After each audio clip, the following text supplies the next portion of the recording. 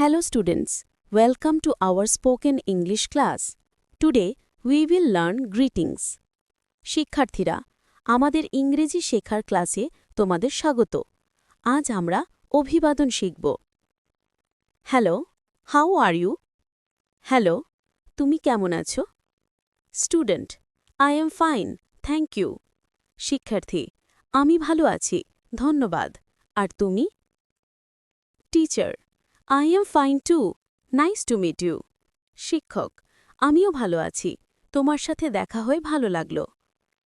Teacher, repeat after me. Good morning, good morning, Suprabhat.